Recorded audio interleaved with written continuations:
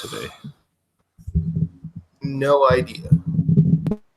No idea whatsoever. And for some reason, I think you just got muted. I think you unplugged your mic, which is totally fine. I'm going to go chat. That is if anybody's actually watching us and not watching E3, because you never know.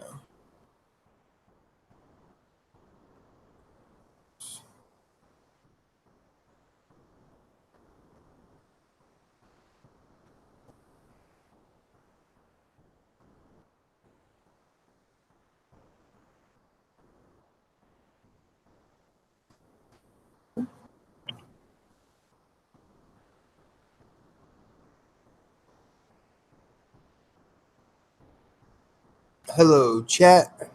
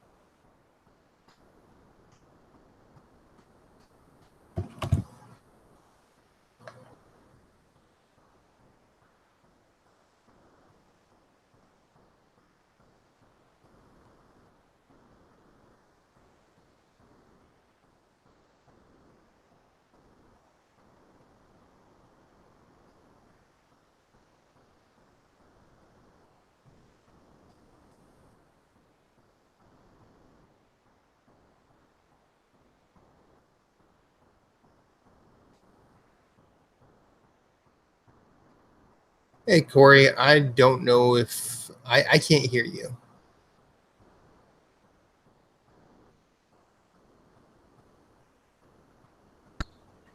There you are. Can you hear me now? Yes. Great. Awesome. That is good news. I think so. Can you still hear me? I can still hear you. Great. That's very good news. Great. Matt, you look really pretty on twitch.tv/nerdsgonerogue. Awesome.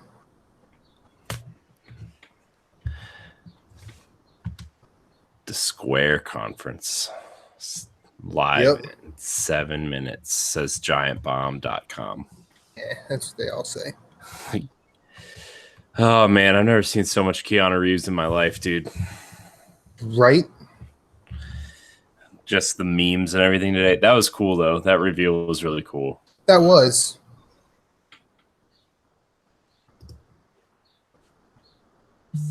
Very, very. Any questions? Before we get started, I figured we'd just take a chance to look at them. Yeah, let me get them together. No problem. Take your time. Have we started? No, we've not started. Not yet. Why? What? Oh, hold on. My wife needs me. No problem. I'll mute you.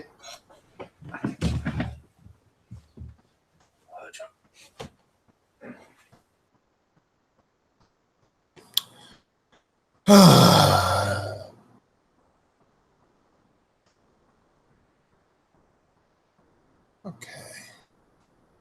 So, if anybody's popping in, checking us out, it's just Corey and I tonight.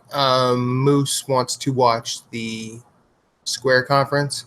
I told him to pop in afterwards because I've heard it's not going to be that long. I've heard it's only going to be a half hour. I mean, they really only have 2 games to talk about, as far as I know, unless they've got a really big reveal. And I think some of their stuff has like release dates have leaked and everything. So whatever. We were talking about rescheduling, but I think it's basically impossible for Corey or I to reschedule.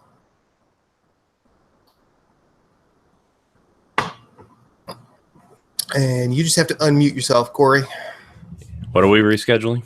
Oh, I was just anybody that popped into the chat, just in case. I was just letting them know that Moose isn't here tonight. Huh. So yes. Word. All right, let me get these Yes. questions together. No problem. We have a lot pertaining to E3. Right. But I'm trying to save those for next week, like the Nintendo ones and some other the other ones, because like I know some people don't really know when we record the show, so yeah, and that's fine. I mean, this show is going to go up after all of that's happened, so yeah, I know. And so I guess next week we'll cover like Nintendo and some of the stuff that happened today, since we didn't really watch a lot of it. I didn't watch. I watched some of the Ubisoft stuff, like Gods and Monsters looks awesome. Yeah, for some reason I think I missed that. I don't even remember what that is. It's basically Ubisoft took Assassin's Creed Odyssey and gave it the Breath of the Wild art style and treatment, and it's basically their Breath of the Wild.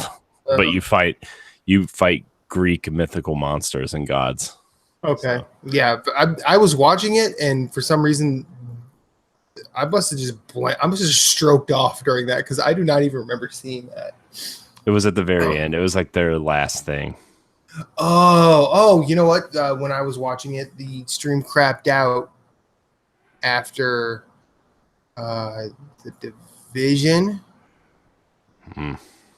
It came back briefly for what was it, Roller Champions? And then after that, the roller. After that, it crapped out again. I haven't gone back to try and find it.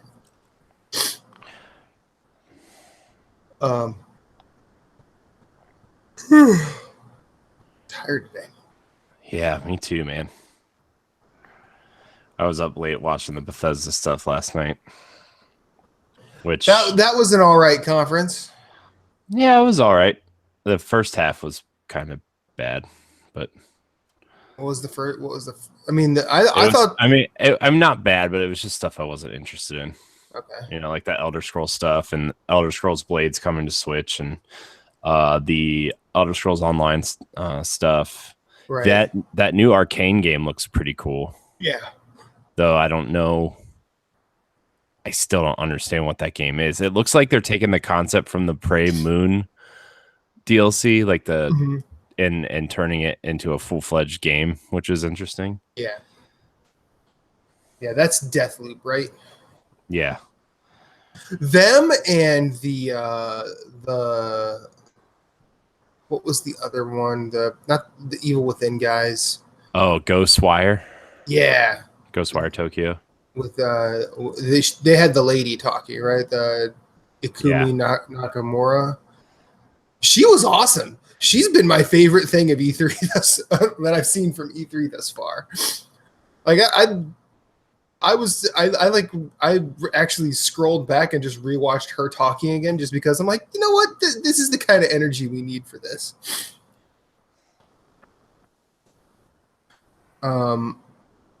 I do not think Microsoft, quote unquote, brought the pain as they should have. Yeah, I mean, it was for me. Like, I thought that they showed enough for me to be excited, but it definitely wasn't like last year's. I thought last year's conference was way better for them. I do as well. But I was really excited for Halo when they started showing Halo.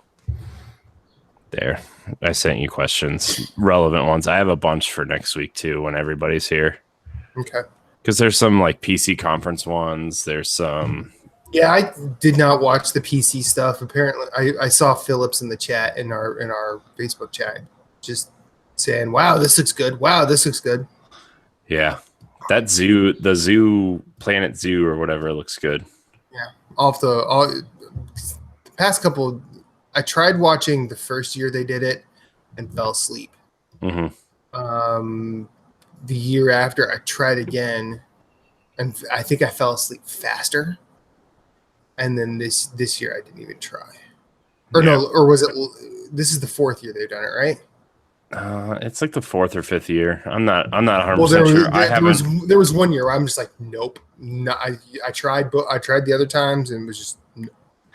I just didn't care. I'm not gonna lie to you. I just don't care about PC like at all. I've tried 1,000 times and plus like the stuff that's happened with my PC currently is not. It kind of pushes you away. Yeah, I've been really just, and I get it. Like people who want to play on PC, that's fine. That's just not how I want to play. There are certain games that I would play, like Zoo Tycoon or Planet Zoo or whatever that Phillips was talking about. It looks amazing. Yeah. Planet Coaster looks awesome. Right. The Age of Empires 2 remake looks great, but yeah, it's not enough to push me to build a $1 billion PC to play 3 games that will probably come to Xbox at some point. Yeah, I mean, I think that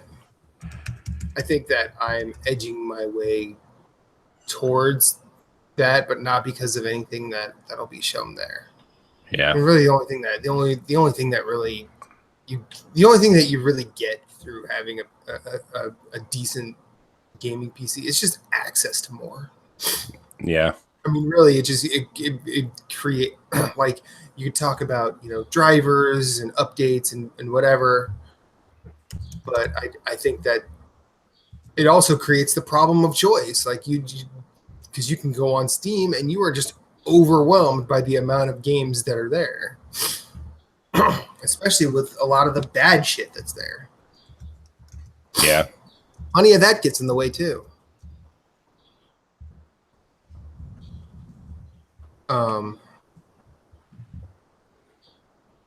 Okay. Share.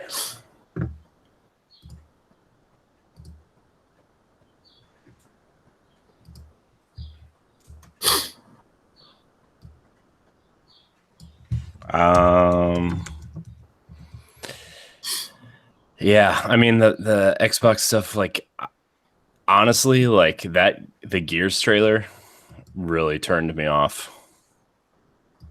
That looked real industry standard Gears of War. No, I'm saying like not the stuff that they showed, like quote unquote gameplay wise. That first trailer where she was going into like multiple personalities, just kind of weird emo music video style. I was just like, not sure about this. I mean, I know that's what the story's going to be about and everything, but I was not into that trailer at all. I wanted to see gameplay. I wanted to see something interesting. And I thought they were going to throw it on a gauntlet with the next generation stuff, and they really didn't do that. Yeah. I think they're actually nervous about it. I really think they are. I think they're still trying to figure out what they're doing. To be honest, like I think they have like a solid idea. It's just now, how do we put it all together in a year? Right. Right, give me 1 second. I'll be right back when we get started.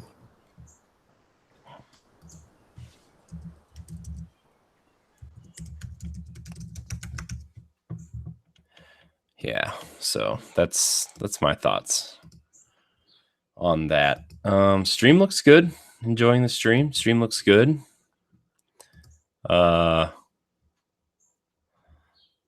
Kind of concerned about why my video on this looks bad for. I'm trying to have the square stream over here, and it is not looking great. I wonder if I'm just probably trying to do too much. What's going on? I was just entertaining the people who are watching while you were away. I have the Square conference up on my Xbox that's hooked up to my other TV over here, just to have it on while we're recording, just in case anything like pops up that I want to talk about. Like I want to see what the Avengers game is, because I think that's the thing. The things that are rumored around it seem interesting.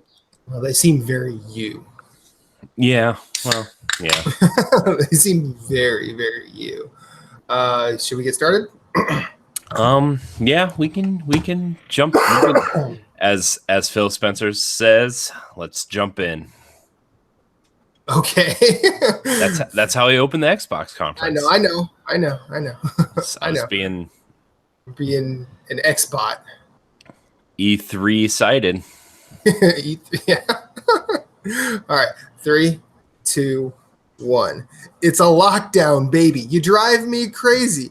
Ain't no escaping. Your love's got me doing time. You're my attorney, judge, and jury. I'm feeling guilty, so lock me up and throw away the key. Welcome to Nerds Gone Rogue, episode 149.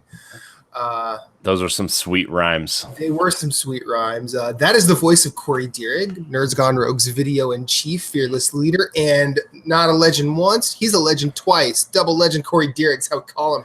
That's how we refer to him in these parts. Why am I double legend now? I don't remember. I made it up last week. I don't know. You can find him at Corey in HD 713 on Twitter. Corey in HD everywhere else except PlayStation, where he is Rogue Spartan number 4. That's me. That is him. How are you, sir? You good? I'm a little bit tired, but I'm also very excited. Cool. My name is Matt. Because of E3. Yeah, that's fine. Let me finish the show intro, please. Thanks. I'm sorry. You asked me how I was doing. I did, and then I interrupted. If you want to ask me how I'm doing, why don't you ask me after you intro the show? You think after 148 episodes of doing this, I'd have a clue? I just don't. Yeah. Don't expect it. My name is Matthew Keel. I'm at Infinite_Rewind everywhere you might want to find me. And we talk about video games here. Also, we tend to give them away. That's true. So we're giving away Mario Maker 2 that releases in 2 weeks. 2 weeks from today. It is, what day is it? June something. June 28th is when it comes out. It comes out the 28th, yes. And we will be announcing the winner for Mario Maker 2 on June 23rd. How do you enter, you might be asking? Well, you can follow the show everywhere you might want to. YouTube, any iTunes service, or any podcasting service of choice. Like as if iTunes is the only one, and iTunes is going away soon. Yeah, so not iTunes. So no more iTunes. RIP iTunes. So you can any podcast service you choose to partake in. Also, we are on Spotify and iHeartRadio. What you need to do is subscribe. Send us a screenshot of your subscription to our email address, which is nerdsgonerogue@gmail.com. And then tell us how you found us. Hopefully why you like us. If you have some criticisms, throw them in there too. We try and take that stuff on board. We do try and be better. And if you if you write us a review, that gets you a second entry. Mm-hmm. So you have 2 possible ways to enter. And then we will announce the winner live on June 23rd. We are missing our third wheel. Moose is on assignment watching the Square Enix conference. Actually, he's not really on assignment. He just said he wanted to watch the E3 conference. And who am I? Who are we to say no? You can't. And yeah, so you can find him at Sven. You can also find him hosting our PlayStation focused show called Nerds Gone Platinum. They go live on YouTube at youtube.com/Nerds Gone Platinum every Tuesday night around 9.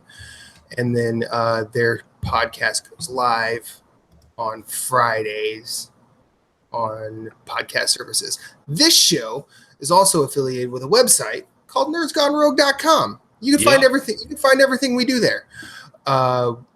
You can find this show, you can find the NX show, you can find Nerds Gone Platinum, you can find NGR Radio B-sides, and any written content we might do. You also find a video of me pressing a fart button for a little over 30 seconds. Pinned to the top of the page. And that's what we do. And we also answer listener questions every episode. You can email us at nerdsgonerogue@gmail.com. So as we've mentioned already, E3 is a happening. It's a happening. Up to this point, we have had Google, we have had Microsoft, we have had Bethesda, we have had Ubisoft, and EA and Devolver Digital. Mm-hmm. I don't think I'm missing anybody now. Nope, the Square conference is happening while we're recording. Yeah, so With Square has not happened. It's happening.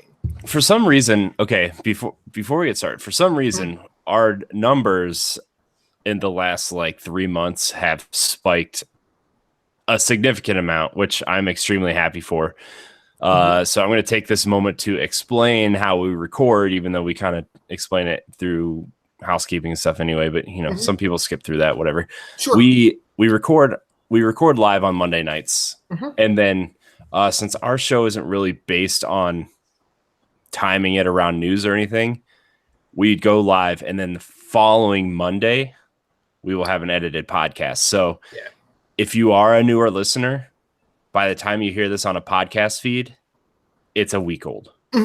So that's why we're kind of explaining, okay, this is while we're recording, Square is happening. Nintendo has not happened yet. We understand we have a lot of Nintendo questions. But we record Mondays, and Nintendo hasn't happened yet. So I mean, I could give you all sorts of answers. None of them would be correct. Or if the off chance some of them were correct, I mean, bully for me. But yeah, we could do that. But and I think what was it earlier today? Moose was like, well, we shouldn't record during E3 anyway. I go, yeah, we also shouldn't record during like the holiday time either, but we do that. It's true. We recorded. I mean, that's why we started the show anyway, right? It was to just have conversations about games and stuff. We don't do this to follow a cycle. We've tried to do the E3 cycle before too, right? And it just, I mean, Matt and I, we kind of just decide what we want to do and what we don't want to do, and we just. Look, we're recording. It's Monday night. It's time to record. That's how it is. I'm sorry. And I'm not trying to stick it to Moose or anything because he wants to watch. No, I'm just saying like that Nerds Gone Platinum and NX Show are two completely different shows from what Matt and I set out to make this show, right? And and sadly, Nerds Gone Platinum is not really going to have a PlayStation conference to talk about. Although they did have that State of Play a couple weeks ago. And then, they'll probably talk about Ubisoft and Bethesda. And I'm sure Moose will talk about Devolver for an hour. Yeah. I mean, I think that they will look at Devolver and go, what the hell is happening? Like they do every year. This is what we do on Nerds Gone Rogue. We do Nerds Gone Platinum predictions. I predict Jason will take a snooze fest while Moose talks about Nerds Gone or talks about Devolver Digital. And I know that they're probably going to have their appropriate shade to throw Microsoft's away. They're going to be like, oh, look at all these games I'm going to play on PS4 except for Halo. But I also think that while there is some validity to that statement, I will also say that we can also look at this as it's not, to me at least, it's not been a super overwhelming E3. It's been very quiet and very it's been pretty uneventful. So they've shown, right? We've known about. Yeah, so. I mean, in a weaker, between last show and this show, a lot of the From Software stuff came out. Tales of Arise came out, and Ni no Kuni 2 came out in the form of leaks. And whatever, leaks happen, and it's not because some dude at one of these companies just decided, hey, I'm gonna say all this and be real popular with some journalists because I will be an inside source now. I actually think that there's a lot of moving parts, and one person was told to do a job, they did that job, and websites got updated before they were supposed to. Yep. And the new thing now is Nintendo is sending cease and desist orders out to leakers. Yeah. Because they're threatening legal action, which whatever. Yeah. Whatever. I mean, there's a conversation we could have. There's a conversation to be had around that that is probably, I'll say over my head, not necessarily because I don't think I could have the conversation, but because I don't know enough about the industry. I mean, I know Hollywood has like trade papers, and there are articles that are literally released that say, hey, this is what we're doing for the next 5 years. I know that, like, what is it? Isn't there like a Comic-Con or something, or some sort of event coming up where Marvel will basically unveil everything for the next 3 years of their cinematic universe? Mm-hmm. And no one's going to be like, oh, they're spoiling it. No, they're just telling you what you have to look forward to. And I also understand, like, the other side of it. You want to convey this message your way. You want to control it. Fine. I mean, maybe I think the easy way to control it is maybe you don't need to have websites update, at a certain time. Like, say, hey, we'll be updating our website in the next couple of days, rather than trying to do it now, or rather than trying to get Walmart on side now. That also puts you in a financial position of being behind the 8 ball to it too. So, like, there's pluses and minuses on all sides of this. I think Waypoint was talking about, like, are these leaks spoilers? I'm gonna say this.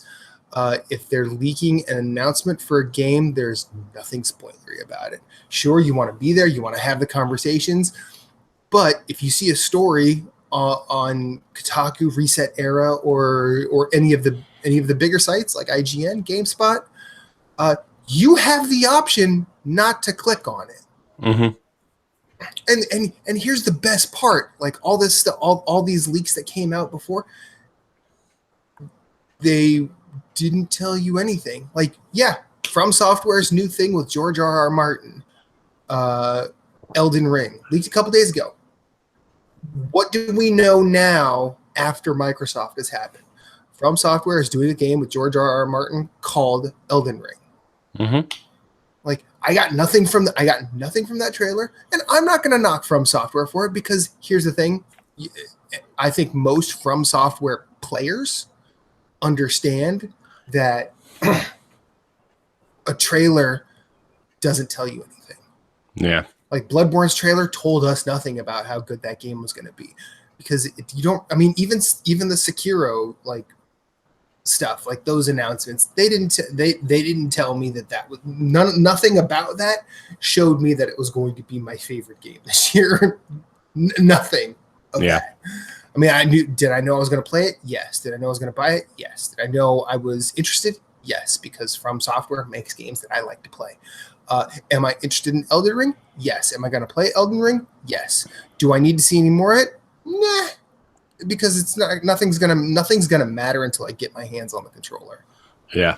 I'm excited. Like, when I found out there was a new Tales game, like, more than likely I will not play it, but that is still my favorite JRPG series. That game looks awesome. Like, it looks like the art style they chose to go it's more like it's almost like the art style that Dragon Quest XI went with, but with Tales mixed in, like old Tales mixed in. It looks awesome. Like, they have like for those who haven't watched the trailer, they have the I'm assuming the female protagonist of the game like slowly walking down the stairs of this castle or monument or something, and like after every step they show like the world or the creatures or the environments and stuff. That was a really cool trailer, and it made me excited for that game, even though, like you said, I'm probably not going to play it, to be honest with you, but it looks cool. So. Right. I mean, I have sort of plans as to how I'm sort of setting up like a roadmap for myself next year of like games I want to play, because I want to try and buy a lot less. Mm-hmm. And like there are a lot of really, really long games that I'm looking to play next year. Mm-hmm. And There might be a Tails game or two on that list, but I don't know if is it Arise or Arise? I forget. I don't know. They didn't really say. It just said it's Arise. Yeah, so, So- I'll just say Arise because I'm Yeah. sure it's not Arise. Have you Yeah. read a Tales title lately? I'm sure it's not Well, Arise. well, I'm guessing if it's Japan, it's probably like Rise from like because I have the phonetic reference to Persona 4. Like there was a character named Rise that's spelled Rise, Yeah. so I'm guessing it's a Rise. Yeah. But so I mean, we're here. Let's just talk Microsoft for a little bit. Okay. You just want to jump right in, huh? Yeah, I mean, we'll do game time later. It's fine. Okay. Well, do you want to start with Microsoft or you want to talk about Stadia? Well, let's talk Microsoft because we're already talking about things sort of that were already there. Okay. We can. I mean, we'll do this in whatever order. I mean, Yeah, that's fine. Okay. Did Stadia really tell us much? I mean, I was really interested in the tech for Stadia, but I also know that like whatever Google is doing, Xbox and Microsoft are doing the same thing with Xbox, which was confirmed yesterday. Yeah. So I mean, like, back to look, save pin in that. We'll stick with Microsoft. Mm-hmm. Now I'm trying to think. Like because I started watching this with the intent to take notes, but I actually was just kind of like not interested through most of it. So I'm kind of going from memory. Yeah. Well, they really first off they started with Outer Worlds, which is cool. Like that's cool. That's a cool game to start to show. Like I'm really excited for that game. Why didn't you start with something we don't know about or something that we know very little about? Like, why didn't they start with Gears or Halo? Like, or what would have been cool since they start every conference with Forza? Why didn't they start with the Lego Forza stuff? Yeah, that would have been awesome. Yeah, that's been a trend this year. A lot of people just starting out of left field. Yeah, like I mean, we can. I'll just mention it. Like Ubisoft did not start with Just Dance, and I was angry about it. Yeah, I was real sad. I wanted my hallucinogenic beginning to a Ubisoft conference. I know. I didn't get it. I got the Assassin's Creed Symphony. Not gonna knock the music, but like because I don't play those games, I can't really praise it or knock it. But no, it's fine. I do play those games, and I'm like. And I started the conference early or late. I mean, because like I was at work and I was trying to watch it in between, whatever. And I started late and I'm like, what is this garbage? Is it over? I was like, are they announcing the new Assassin's Creed game or are they just playing some music? And I scrolled through and I was like, oh, it's literally just the music. They're announcing a touring symphony of Assassin's Creed music. Anyway, back to Microsoft. They started with Outer Worlds. I mean, I like the idea of starting with Outer Worlds because it puts a developer like Obsidian, up front. Mm-hmm. It's kind of like a statement of we think this is it. We believe in this. Mm-hmm. Game Pass, by the way, day one. Yeah, I can't believe 2K let them do that. By the way, even though like Obsidian's owned by Microsoft. 2K is funding the project because of the contracts before they were bought. Mm-hmm. So, or private division. I'm thinking like maybe Microsoft is handing 2K extra money for it. I guarantee you they are. So I mean that's cool though. Like I can't believe all these games are coming to Game Pass. First of all, I'm still floored by how great of a value Game Pass is, and now like. Not to get too ahead of ourselves, but for $15 a month, you get Xbox Live Game Pass on Xbox and PC for $15 a month. Yeah. That's how are they making any money? That sort of, I mean, the since it's all new stuff, like that sort of, that's a reason to look Xbox way. Mm-hmm. That genuinely is.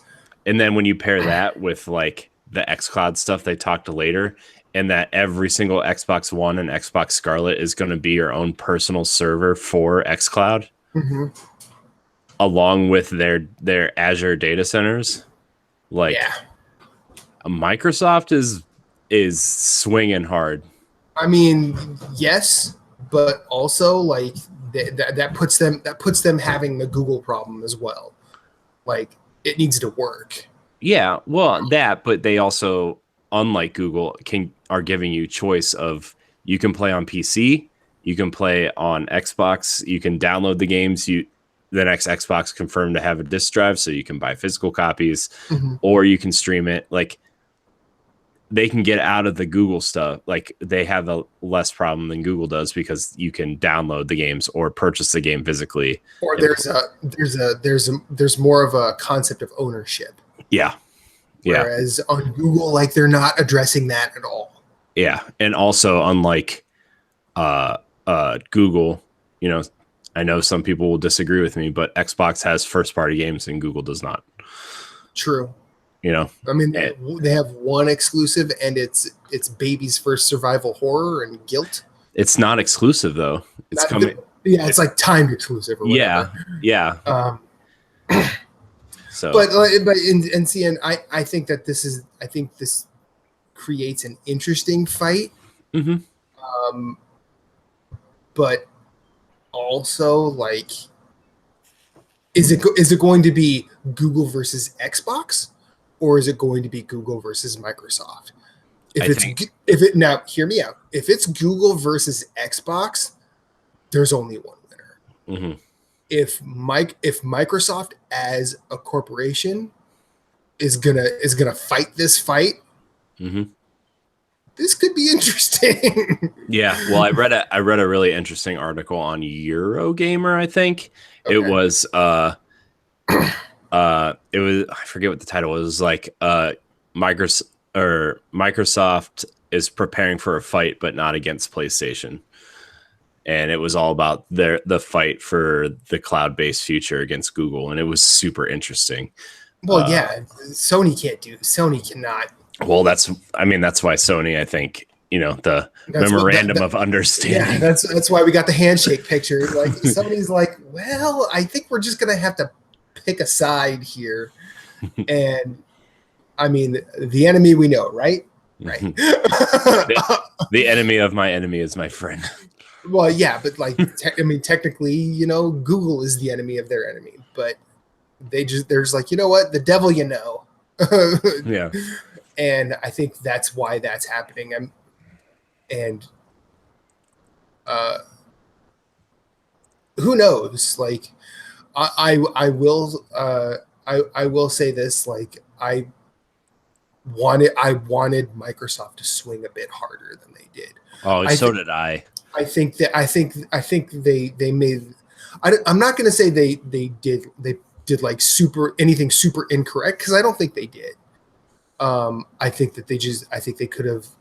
They had a chance to, like, say they could have hit a home run and they hit a double. Yeah, or they could have stretched that double into a triple, but they stayed. Yeah. They didn't address next generation. I mean, they did though. Project Scarlet, it's coming. I mean, come on. Dr. Dre says that about an album for 10 years, and the hip hop community goes crazy for 10 years. I mean, they did the same thing that they did with Xbox One X, though. Pretty much is like, we're going to talk about it more next year, but here's the real basics, and please be excited. Right. Thank you. Oh, really? Phil Spencer's taking a cue from the Square Enix playbook, really? Yeah. Nicely job. I do want to say, they bought Double Fine. Yeah, they did. They bought Double Fine. I think Double Fine needed that though, because I agree. Because Psychonauts and their other project were being published by Starbreeze, and Starbreeze ain't doing well. Yeah. We'll leave it at that. I think Double Fine was in trouble, and Microsoft came in and saved them, which I think is good, because Double Fine they don't necessarily make the best games, but they make cool, quirky games, and the industry needs a company like Double Fine, and they need Tim Schafer. Yes. You know. So that was so funny though. When did you Tim Schafer? I'm a team player. I promise I'll be good. If what do you need? You need Halo assets. I can make them. If you want me to make some Forza, I want a Tim Schafer Halo game. That would be so good. Yeah, it'd be pretty funny. Like if it's anything like how, like imagine him doing like a point and click adventure in the Halo universe. Oh, jeez. I'll what was that one they did? Broken Age. Yeah. Like, because there's some funny shit in Broken Age. I genuinely think so. I mean, I think some of the mechanics in that game are a little weird. But like, yeah, I would totally take Tim Schafer doing Microsoft IP stuff. That would be good. Yeah. I want a Tim Schafer Conquer game or Banjo game or something along those lines. Like if Phil can put Tim Schafer and say, "Hey, Double Fine's cool, but I want you to write a Banjo game," like do that.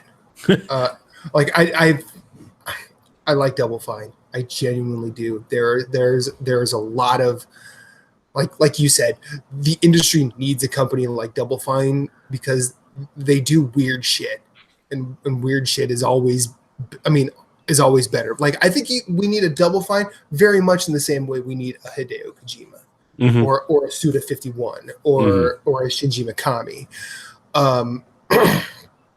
or a Hidetaka Miyazaki. But like, I don't think Double Fine could do a 3D platform very well. I mean, they've done Psychonauts. I'm not saying Psychonauts is bad. No, I know. I'm just saying like that's what people love Psychonauts, and like I mean I'm kind of there with you. Like I didn't mean to sound like Psychonauts is the best platform ever. I'm just saying their strengths are in areas like Broken Age and you know. It's not. I mean, Psychonauts is a quirky, cool platformer, but it's not that. I wouldn't say that platforming is their strength, but also, I really like Psychonauts. So yeah, Psychonauts 2 is coming everywhere, and all the better for it.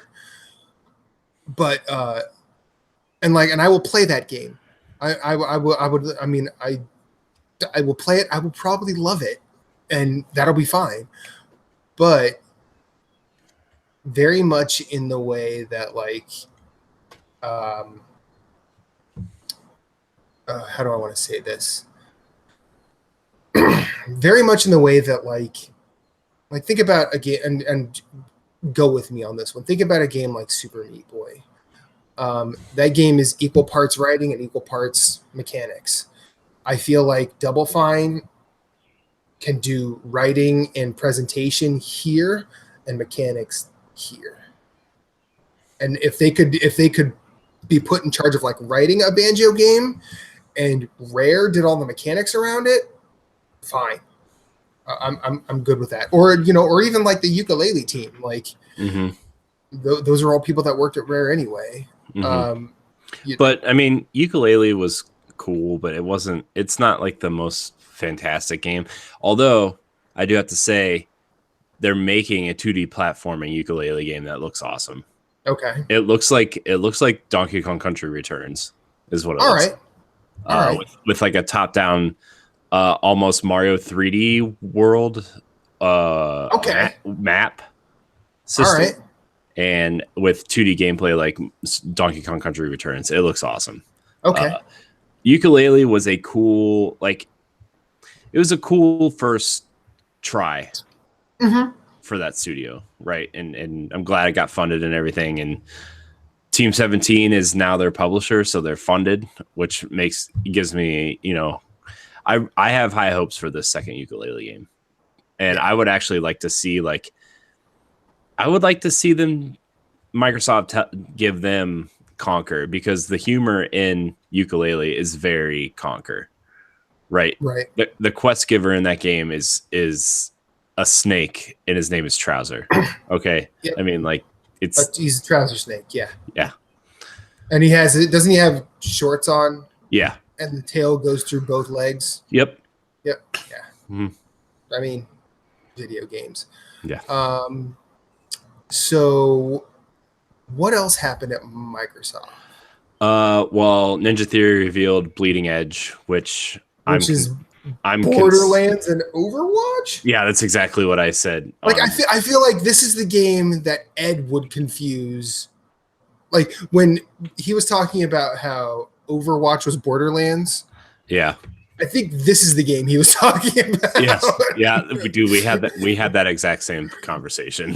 we have the Ed Borderlands game here. I'm really Ninja Theory. If you're watching this show, you can come on. We'll talk to you. This is a game that I'm really glad is getting Game Pass support, because I don't know if it would sell well in a post Overwatch world. I am also really happy that they have 3 or 4 projects in the work for Microsoft already. Yes. Because, like, you know, I know that this, like Hellblade, was a passion project for them, and Microsoft needs something from them, you know, but to go from like DMC and Hellblade and Enslaved and Heavenly Sword to this is a little, for me personally, as a Ninja Theory fan, is a little concerning. It's jarring. I mean, I am all for a developer taking a left turn, especially stepping outside like a comfort zone. But this, I mean, this was kind of like, wait, what are you playing at? Because there's taking the left turn into there's taking a left turn that kind of makes sense. And this just wasn't it. But also, like, it is Ninja Theory, so there's going to be something sound about it. I think the combat will be super quality. I think the characters will be charming enough. I don't know I don't know if this game will have the legs it needs to survive, except for the simple fact that it's coming to PC, Steam, Microsoft's PC Game Pass or whatever, Steam and Xbox all at the same time, and it's crossplay. That's the only thing that will give, like, it's one of those games that will have an audience because it's so many places. I don't want it to have like a Drawn to Death type fate. You know what I mean? So not that Drawn to Death was like great or anything, but it didn't survive because it didn't have the audience. Yeah. So. But this just seems like they are really, they're like, hey, we want esports money. There was a lot of that here, and I'm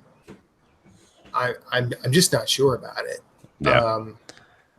I thought it, honestly, when they started like showing it, like if they didn't say anything beforehand, I would have thought it was like Borderlands DLC. Yeah.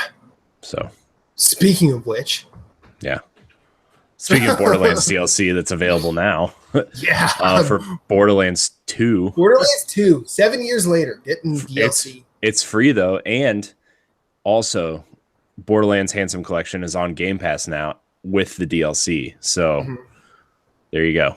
Yeah. Man, dude, every time I look at the games list on Game Pass, I'm like, that game's on Game Pass already? Like, man, if you're listening to the show and you have an Xbox and you don't have Game Pass, what is wrong with you? That's all I'm saying. Well, I mean, I wouldn't necessarily, because I think a lot of people see subscription service and they're like, and that's fair. But like, genuinely take a look at this one, because like I will be honest. Over the past couple of months, and I've been pretty silent about this, I've looked at Game Pass and I'm like, I kind of feel like I'm missing out, like just not being able to play these games where I could be. I mean, and there's a lot of games on there that I have played that I wouldn't have purchased because they're on Game Pass, right? Like Sea of Thieves, State of Decay, Crackdown 3. Those are all games I would have never played, and I played them because they're on Game Pass. Did I stick with them? No, but I'm glad I got to try them. But like, that is the rent a video game from Blockbuster model now. Yeah. Like that's what that is. Yeah. As far as I'm concerned. And they're getting great games like 6 months down after release too. Like the entire Tomb Raider trilogy is on there now. Prey is on there. Doom is on there. Wolfenstein 1 and 2 are both on there. There's all kinds of fantastic games. The Elder Scrolls Online is on there with a couple of expansions now. Yeah.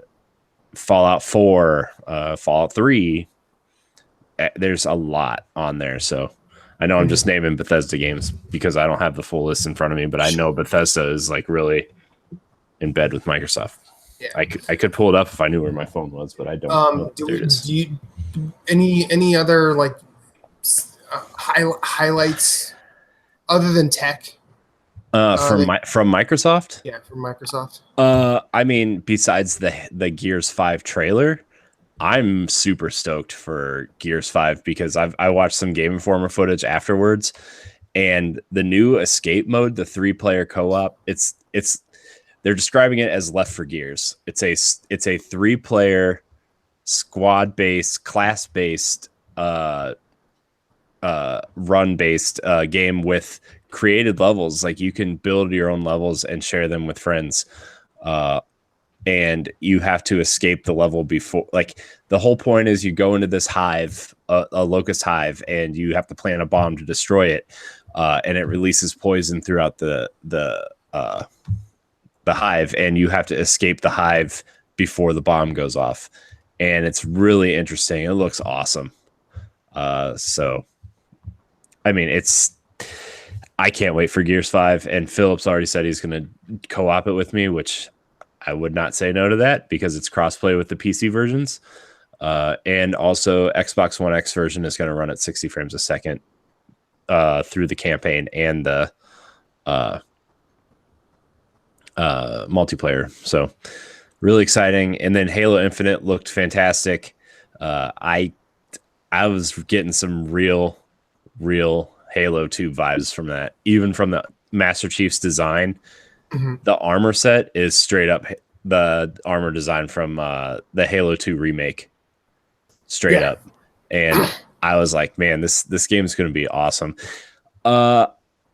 Graphically looks, I know they're in like a polished stage now with that game. Graphically, and I know they're working with a new engine and everything, but the character models, at least like the human character models, look like a downgrade from Halo 5 to me. But with that said, I know it's going to be more of a non-linear open Halo, similar to ODST, and kind of have a almost like a games as a service model where they're going to add campaign, they're going to add multiplayer stuff throughout the lifespan of Halo Infinite. So that has me really excited, being a huge Destiny fan. So Halo Infinite looked great, and then the game that I was not really excited for until the reveal, and the excitement around it got me excited for the game, was Cyberpunk. The Keanu Reeves reveal was it was pretty magical. Let's just put it that way. I mean, I think that is like there are leaks that happen, but then there are leaks you are glad that didn't happen, and that is one of those. I can't believe that did not leak. Yeah, I just love the fact that I love the fact that he walks out on stage. He is immediately, he feels at home, but so out of place. I know. It felt like he was in Bill and Ted 3 mode. Yeah. This is what it felt like. Yeah, I'm waiting for was Alex Silver or Alex Winter? Or Alex Winter. Okay, I'm waiting for Alex Winter to be a side character in Cyberpunk now. But I thought that was look, I think that is one of the most anticipated games. They gave the release date for that too, didn't they? Yep, April. Yeah, 4/16/20, which if you didn't figure that one out, 2020. Yeah. God, 2020, dude. What is happening? right? But like that is one of the. I mean, the fact that they're still like just pulling back the onion on that game and showing us like surprises, really fucking cool. Yeah. Yeah. Oh my gosh, dude, when like when he like bent down and took the sunglasses on and everybody was like freaking out that it was Keanu Reeves. I was like, what is happening? Yeah. What is this world we live in? Yeah. I was watching Giant Bomb talk over, and every one of them was like, what? What? Mm-hmm. Like all of them were just shocked, it seemed like. And yeah, that was a very very cool thing to see at E3, and like it wasn't handled poorly either, because he like just he goes, you want to know the release date? Survey says. Yeah. Man, so yeah, John Wick is in Cyberpunk. Yeah, that was pretty big. So. I mean, the only other thing that was really cool, except I don't really care for racing games, was the Lego Horizon stuff. Lego Forza, that's cool. Yeah. Yeah. I mean, sure.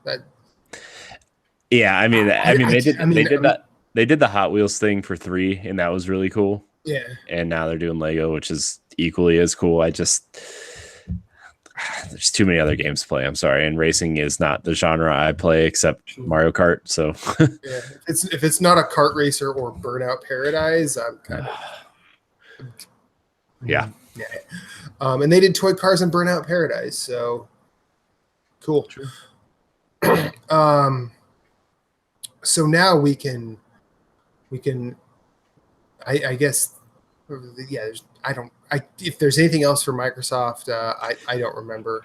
I mean other than the tech stuff, like, I mean, we can have a different discussion on that on a different episode or whatever, but that is what was most exciting to me, was hearing their side of the tech stuff that Google presented last week. And it was like, as someone who plays a lot of Xbox, being able to take Halo or Gears or Destiny and play it on my phone wherever I go is extremely exciting. And tying that together with Game Pass and making every single Xbox One and Xbox Scarlet a personal server if you own it, or using their data centers, is equally as exciting. And that's coming a lot earlier than I expected. It's coming in October to every single Xbox and iOS and Android device. Yeah. It's blowing my mind that I can sit here on my phone and play an Xbox game, and you can link any Bluetooth controller to it, including a Switch controller apparently, and a DualShock 4, and it will just recognize the controller. Also, they confirmed today that all Scarlet, or the Xbox Scarlet, is backwards compatible with all 4 generations of Xbox, and all of your accessories will move forward with you. I feel like they said that on the show floor. Yeah, well, it wasn't during the conference. It was during an interview with Phil Spencer. Okay. Yeah.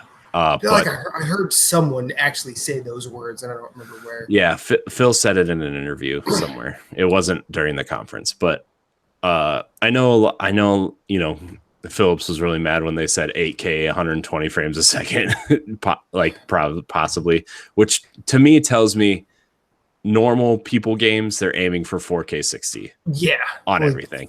Yeah, I think that when they say that, they have to say the biggest number they can achieve. Also the 8K output is for like certain HDMI, HDMI 2.1, I think is what they're on. Mm-hmm. Is all HDMI 2.1 is able to output 8K, even if the software or the video you're running isn't in 8K. Mm-hmm. It's able to output. It's the HDMI that's connected to it. It's not exactly the inside that can produce it, right? Yeah.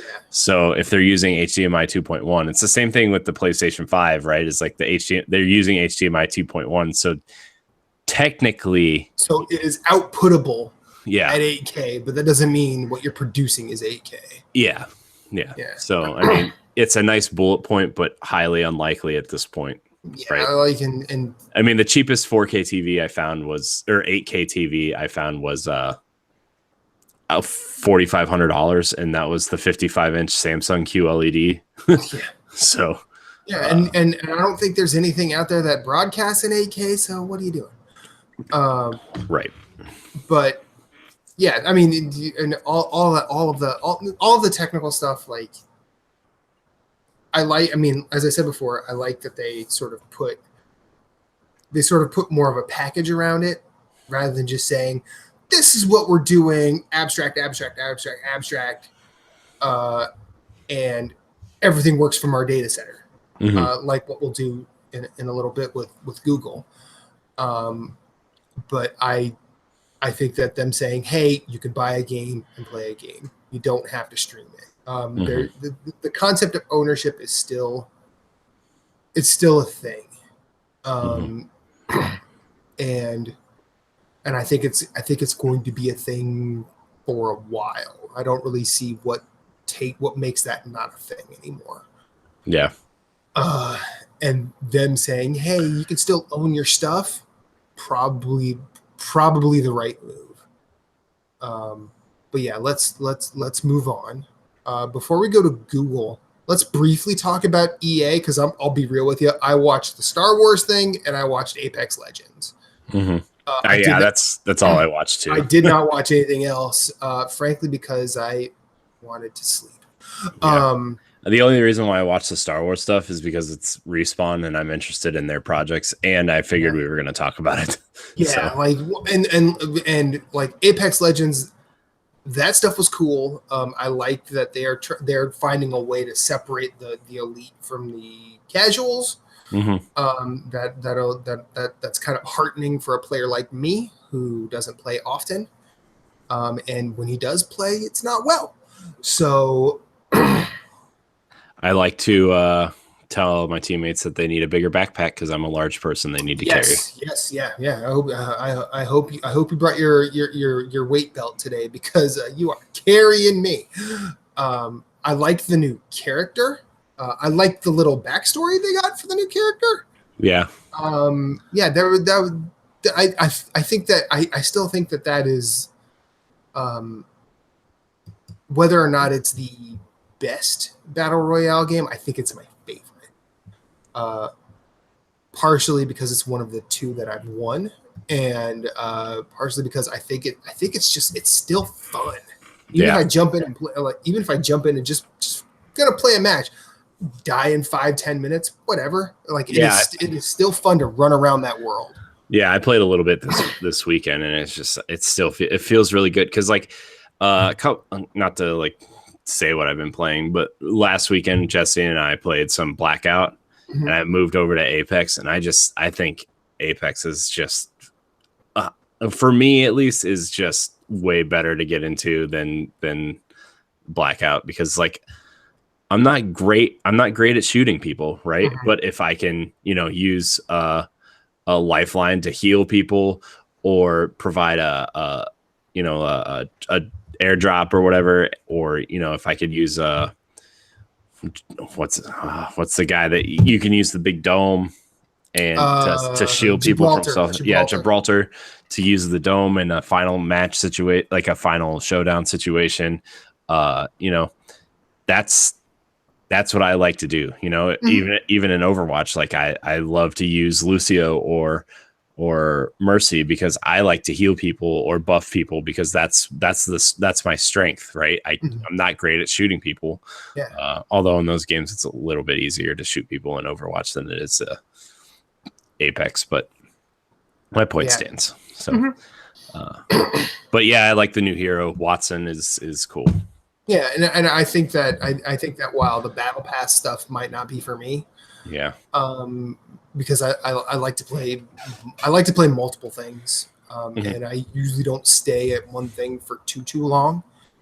But I think they are going to get the battle pass right, and I think what they sort of talked about here is them moving that way.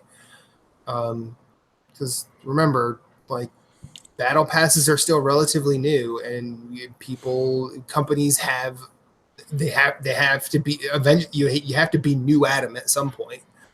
And I think people love to try and take a crap on them for their season 1 battle pass, but it's their first one. Your first step up to the plate isn't a home run all the time. So I think they're doing good things, and I liked everything they showed for Apex Legends, and good on them. Let's get to Star Wars. I feel like this game is very blah. Yeah, it just looks. I don't know if it's just because I haven't seen enough of it or what, but it just looks. It looks simple.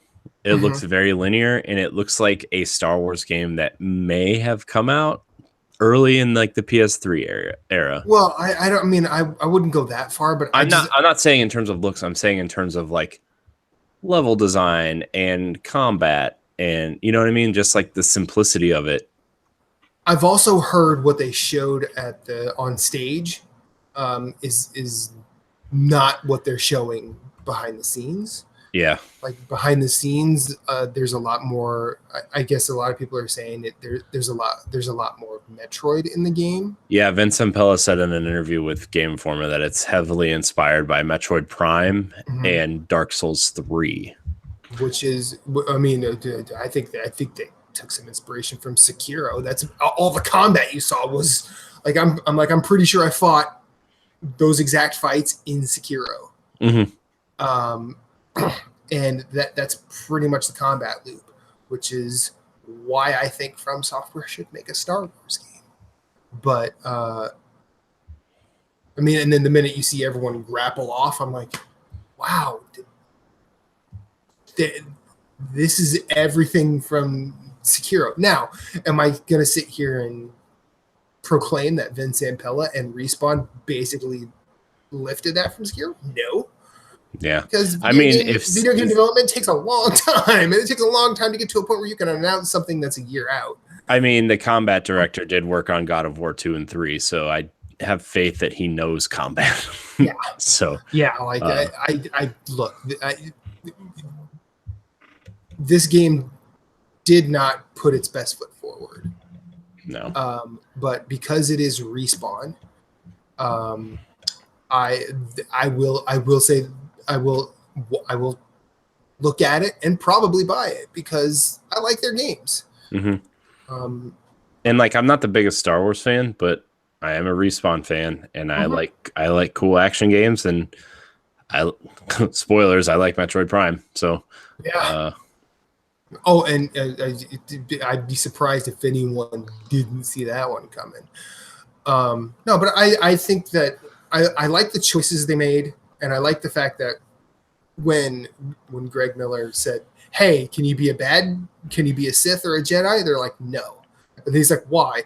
Because I thought that was pretty ingenious, and I also think that this is canon, so they have to adhere to that. Yeah. Which I think it looks cool. I like the fact that they have wall running in a game again. I like the actor they have playing Cal, the main character. Like he was in Shameless and Gotham and something else I watched recently too. And like I think he's a really strong actor. And I know people were like, "Why did you get a generic white guy to play the main character?" But like, he's a really good actor. I think he plays his roles well, and in Gotham, spoilers, he plays the Joker, and he's really good. So right. If you're one of those people that are questioning it, just give him a chance. He's a good actor. So also, like, is the character a generic white guy?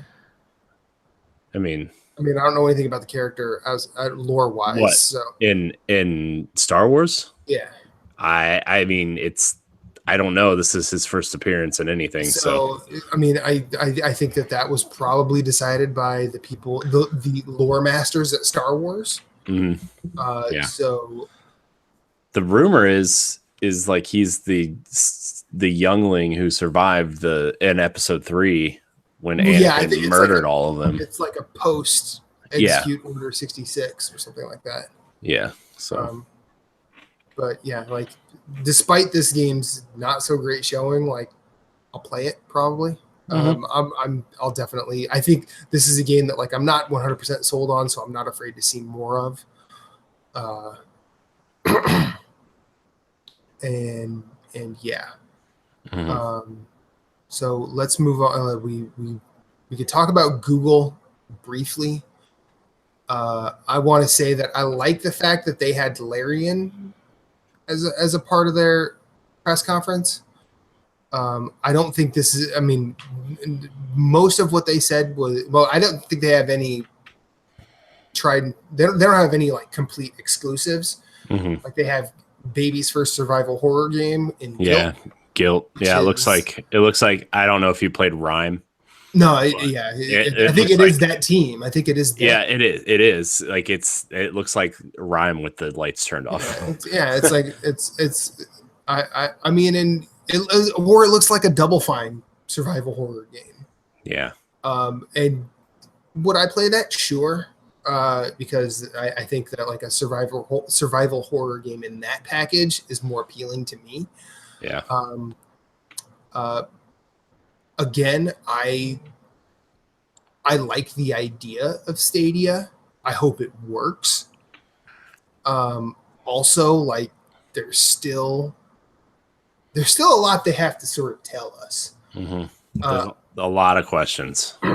But back to Larian, I really love the story of this developer, and that's the developer that's doing Baldur's Gate 3, right? Yeah.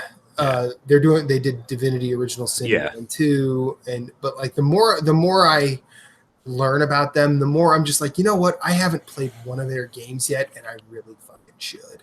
I mean, I've bought Divinity 1 and 2 on PS4. I just haven't had a chance to play them, and they're on my roadmap for next year. So I am going to I want to just be a cheerleader for these guys because based on what I know about Divinity 1 and 2 and what I know about Baldur's Gate, in the ages it's been since I touched that series, these are the right people. Like this is if there's any like you talk about every so often when someone says, "Hey, what is your dream developer IP thing?" Like there's nothing more appropriate than Larian doing Baldur's Gate. Yeah. There's nothing more appropriate. I love this story too, is like when they put the team together, he's like, I want to do Baldur's Gate 3, and they're like, nah. And he's like, okay, well, we'll do this. And then they called him back after the success of Divinity, and they're like, hey, you still want to do Baldur's Gate 3? Yeah, I still want to do Baldur's Gate 3. Yeah. Like, but I mean, and that's a cool thing. Like that's a cool little. I mean, like he said, nerds' best dream, like nerds' dream come true, I think is what he said, or geek's dream come true. I don't know, but that's fucking cool. And then Ubisoft, like, good for them, just sort of doubling down on new stuff, trying to get their games out there. A lot of Ubisoft. I think. Well, before we go there, I want to touch on the Google stuff one more time. Well, I was just saying because Ubisoft had a bunch of stuff at the Google. Oh, okay. Yeah, they had like they had the Division and Ghost Recon. And Ghost Recon Point Break or Breakpoint. I'm sorry. Please have Point Break DLC in that game. That'd be awesome. So maybe Keanu Reeves will show up in that game too. Just jump out of an airplane. There we go. We call it Point Break 2, and so it's Alex Winter as the villain. I thought that them getting involved, it shows that I like that they're willing to get their games everywhere. True to their name, ubiquitous software. Yeah, I think Ubisoft getting involved, and then Google must have thrown a lot of money at Bungie. Man, to be getting the full Destiny experience on Stadia day one for free. With the Founders Edition. And here is where I will reveal that I am a founder of Google Stadia. And now I have another copy of Destiny. Well, here's the thing: is like that's super appealing for someone like me who loves Destiny because it took Google to implement the cross save feature. Yeah, across all platforms. No grinding for you. No power leveling. Yeah, I know. Thank God. Jeez. And you just need a backpack that's my size. It's fine. And the fact that it's the only place that you can play Destiny on a quote unquote console at 60 frames a second, which is super appealing to a lot of people. Yeah, who don't want to build a PC. And including me, like I'm heavily considering getting Stadia for that fact alone. Yeah, and that and the fact that it's cross save and whatever. But also, I was waiting for Microsoft's thing too to see what they were doing. Look, I took the plunge because new consoles are generally $400 to $500. This is $130. So why not? If I would much rather go in at that price and bounce right the hell off it. I could feel better. I mean, because I've wasted more than $130 on the things behind many other places, and or on silly hoodies. Doing this where I have potential access to more games. I'll take it. Yeah, and especially since I won't have to build a PC. Yeah. Also, I was telling my wife about Stadia, and she's like, "You should get it." I'm like, never heard those words come out of her mouth before. Better take advantage of this. And so, I mean, but you're just like, yes. It's like the happiest time you're ever uttering the words, "Yes, dear." Yeah. So, I mean, I get paid on Friday, so within the next month or so, I will probably also be a founder. Nice. If nothing but to get that sweet blue and orange controller. Yeah, that's. I was like, wait, that's not the controller I want. That I saw the one for the founders. I'm like, that's the one I want. So yeah, when that comes out, that's like a birthday gift to me because it comes out in November. Yeah, same. And I'll try it, and if it's hot garbage at launch, I'll keep it around until they start telling me it's fixed. And if it's fixed, see what happens. Yeah, and plus, if Google shuts it down in 5 years, it's like, hey, that's a console life cycle. Yeah, yeah. Let's be honest. Essentially, yeah. I mean, I don't really, and they're still super like. They talked about what was it, the Pro membership that's like $10 a month. Yeah. And we could talk about that, but I feel like mentioning that opens up more questions. Yeah, I don't know if it's like, is it like a Game Pass? Like the big question is it like PlayStation Plus where you get free games every month, or is it more like Game Pass where you get a library of games that cycle in and out? To quote Master Shake from Aqua Teen Hunger Force, I don't know. I don't know. which actually brings up a more interesting point. Going back to Ubisoft with the Uplay Plus pass that they announced. Yes, another subscription service. But the rumor is that it works cross-platform, so you could use it on Stadia and your PlayStation and your Xbox at the same time. Like I know, I don't know yet. Yeah, no, we don't know. That's the rumor. We don't know. I'll get a whiteboard and we just start doing red yarn. Which would be awesome because, like, if I want to sit at home and play Assassin's Creed or Ghost Recon on my Xbox, and then go on the road and be like, oh, I feel like playing this game at 60 frames a second instead of 30. Pop on my Stadia, like it's interesting. I'm super interested in all this. So, but yeah, I mean, like the big thing is like that I was excited for with that announcement was the Destiny cross save stuff. Yeah. I was like, oh my gosh, that's finally.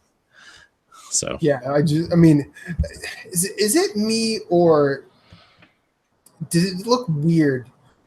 Like the way that they had Phil Harris in a featureless room in like Air Jordan.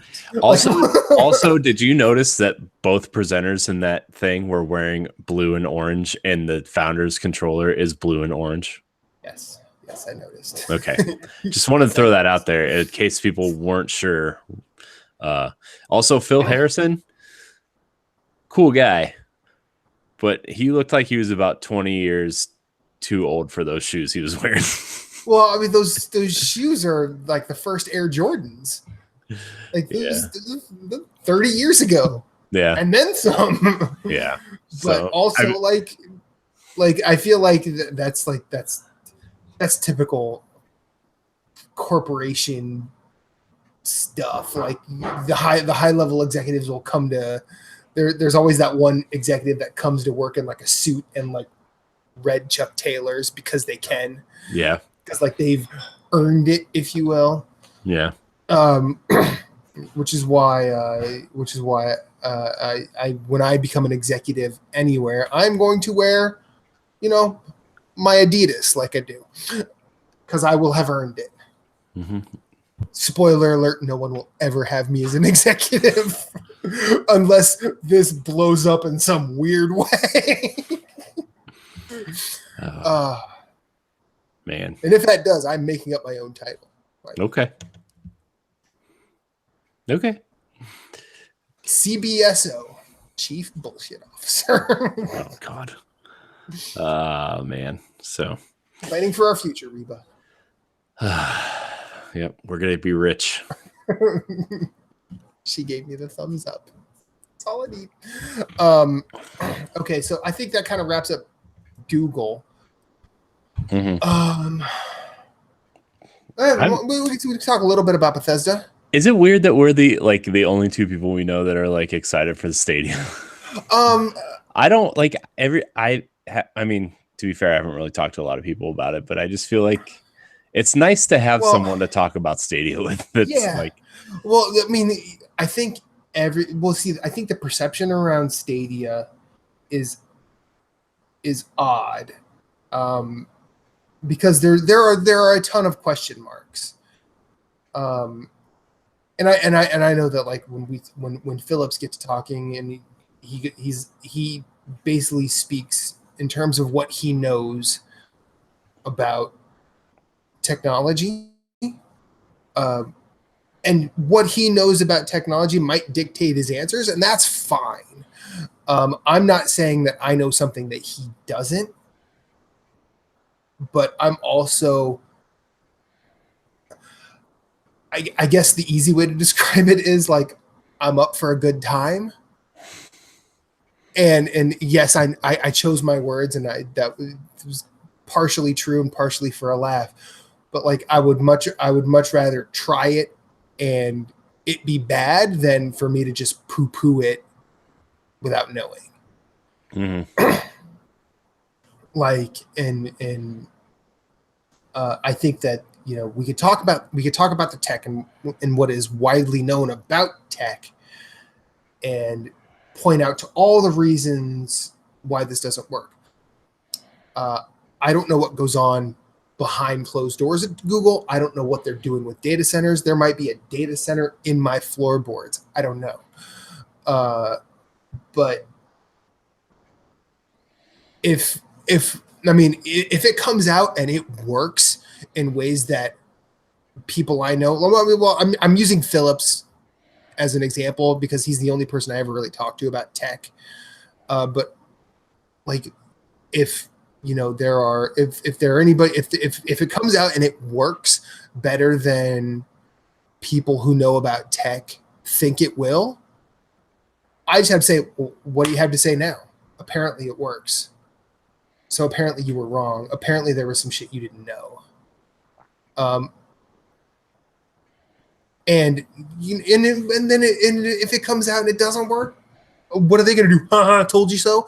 Like, no, you freaking didn't. Like, whatever. Like, you don't get all high and mighty when you're not willing to try. I'm interested in this new thing because it is the first console that is doing something new. Mm-hmm. And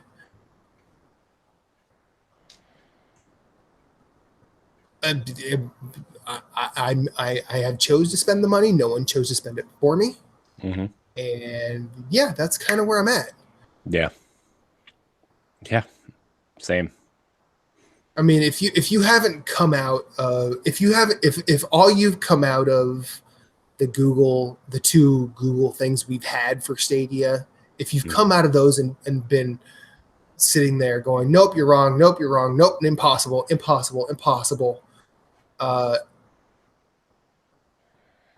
I feel like that sort of speaks to a closed-mindedness rather than, hey, they're talking about this like it could work. Because let's be honest, this isn't like Phil Harrison isn't that guy who believes the Earth is flat. He's going to go into space to prove it. Like, he's not just this one guy out here going, yeah, I'm going to send myself up in a rocket because that's legal. Those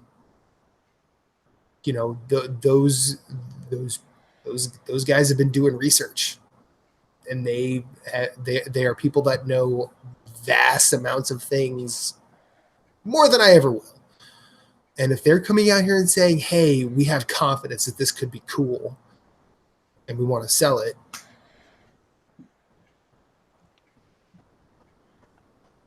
why not give it a try?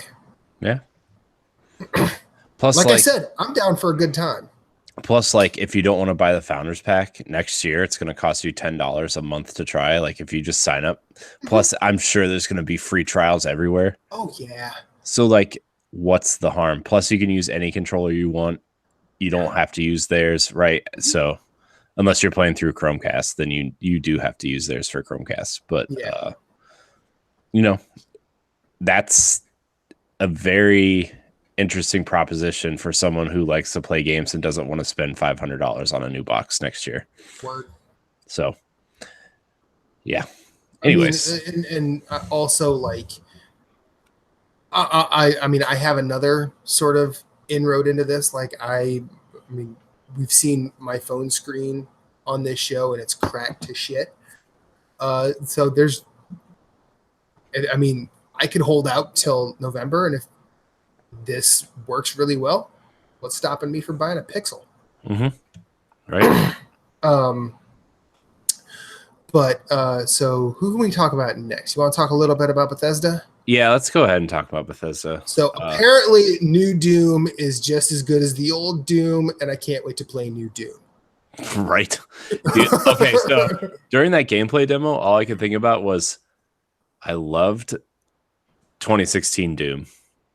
I didn't think I needed things until I saw this Doom. Yeah. Until, you can dash in the air now. Oh, there's a hook shot. There's a hook shot now. Oh, you have a War Machine kind of. Sauna's behind you. Yeah. Hi, Sauna. Matt says hi. She just got mad at me because I was too loud. I'm sorry. Okay. Don't divorce me. I love you. Just kidding. She won't. You're not kidding about you love her. I do. I know. You said, don't divorce me. I love you. Just kidding. The order of words there was very problematic, Corey. Oh, man. The Square conference is finally showing something I'm interested in. Oh, what? Final Fantasy VIII coming to Switch and other platforms. Thank God. Keeps great. Yeah. Awesome. Okay, whatever. I'm just saying it's been on for 45 minutes. It's the first thing I've actually batted an eye at. I mean, if I have to, I'm on portables tonight. If I have time, I'll watch it at work. But whatever, I'll No, watch I it just tomorrow. I just have it open in a separate window. No, I know that's fine. So Bethesda, Doom's awesome. Yeah. That's Yeah, Doom's awesome. Wolfenstein's awesome. yeah. That Wolfenstein looked co-op good. co-op Wolfenstein will be extra awesome, especially since it was helped by Arcane. So Mm-hmm. that's cool. Mm-hmm. That our other Arcane game looks cool. Deathloop looks cool. Yeah. Well, I remember.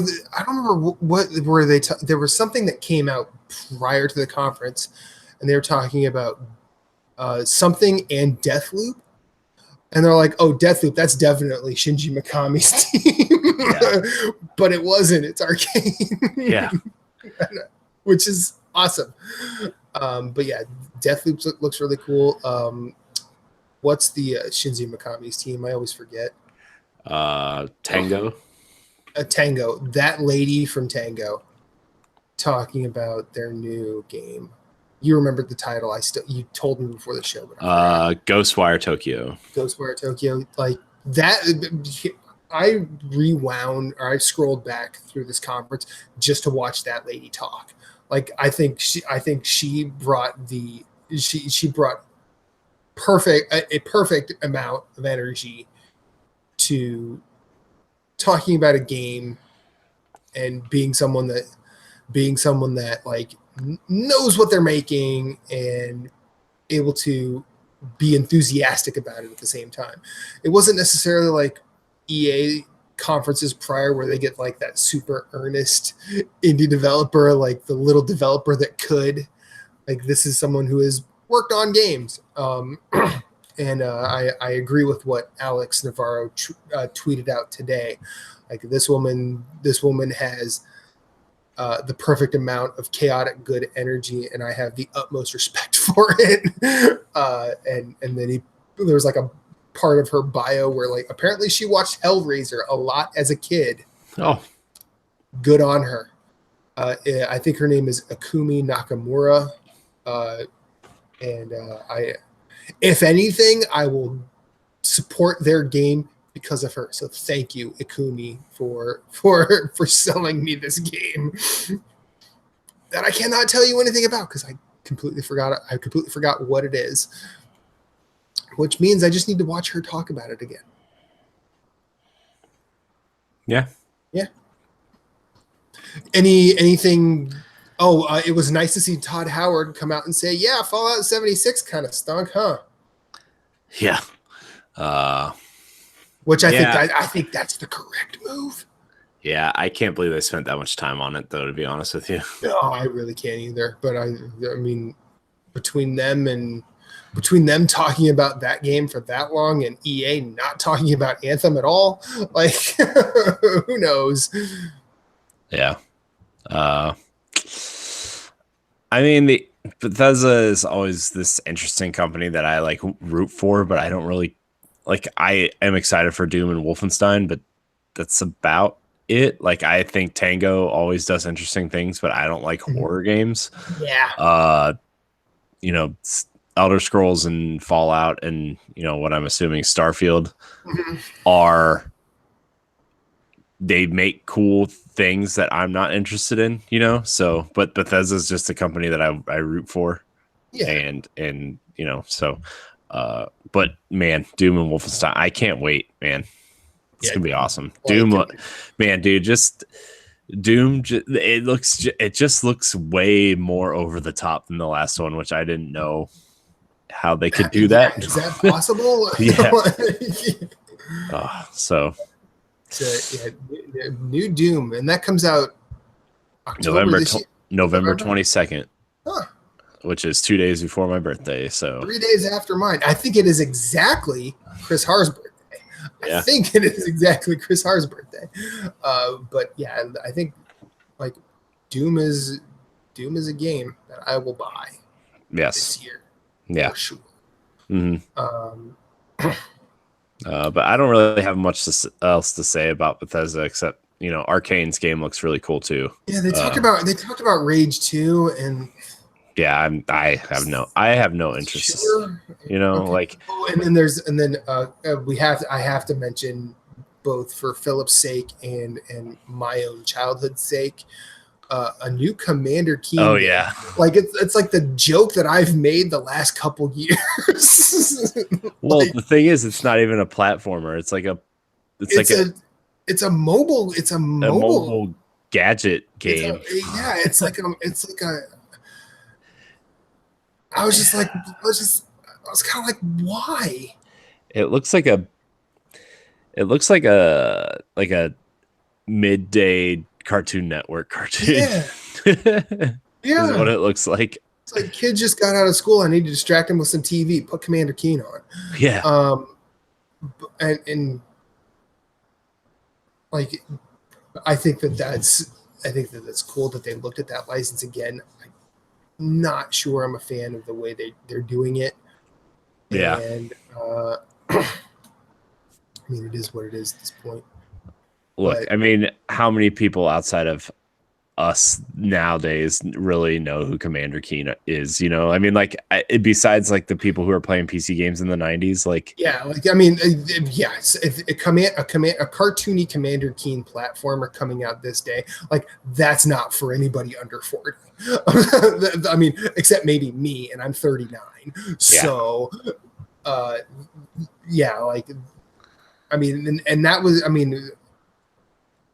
Yeah, I'm sorry. Like, if it's a free to play Commander Keen game that can get kids interested in it, maybe they'll do something else in that universe, which is fine. Mm-hmm.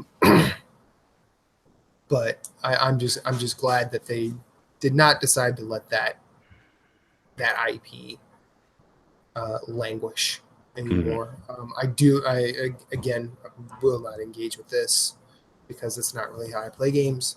But yeah. But hopefully, like, if something more were to come out from it in the future, yeah, I'd check it out.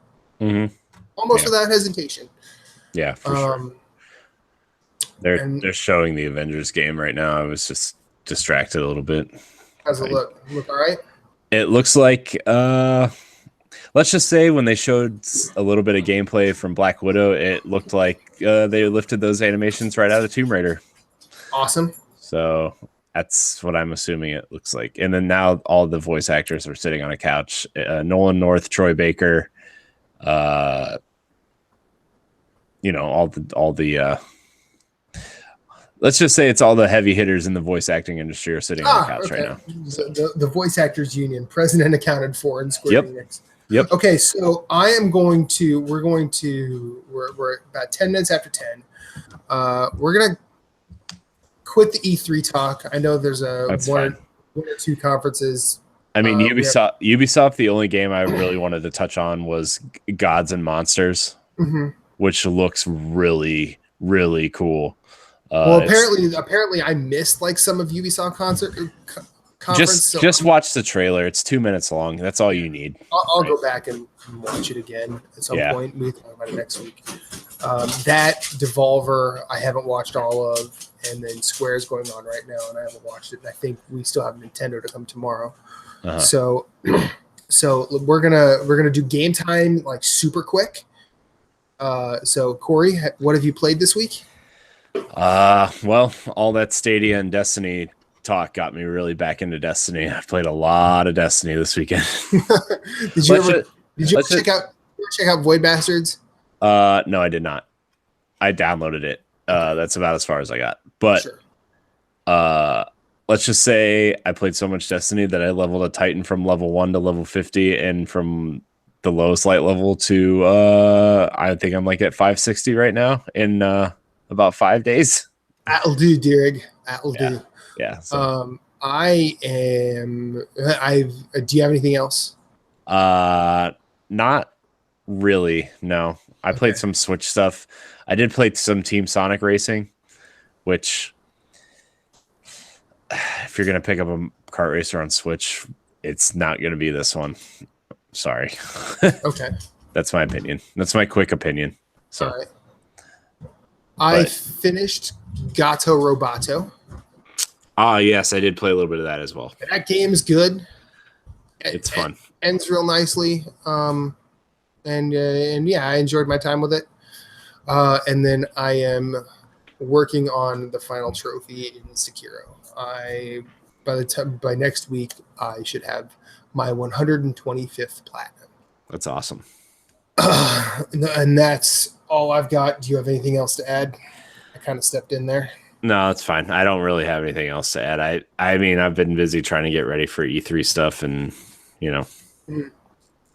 and plus, family stuff and personal stuff. So, actually, speaking of Sekiro, couple of developments happened with regards to the spoiler cast. I had a couple of guests lined up, but I am not going to be able to schedule it in a timely fashion, so I have actually put the kibosh on doing that.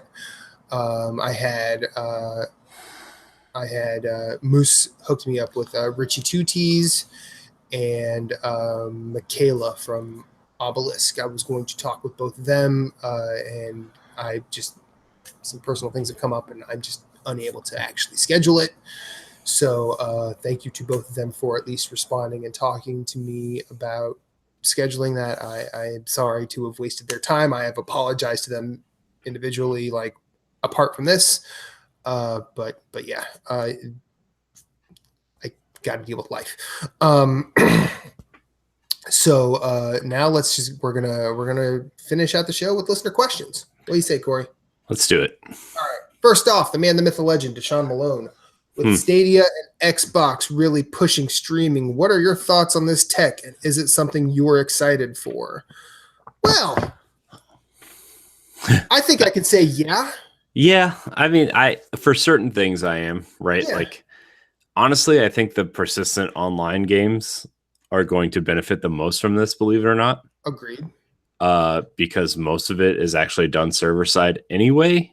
Mm-hmm. Right. And like there's just some small data points that are installed on your box or whatever and updates and everything. But like you're playing on in the world server side anyway. Right. And I think if everything is in one spot, theoretically, right, like your inputs are going to one spot, the game is loaded in one spot, like all that might actually cut down on some of the loading and the, maybe some of the lag that you experience, even though like that's the opposite of what people are thinking right now. Mm-hmm.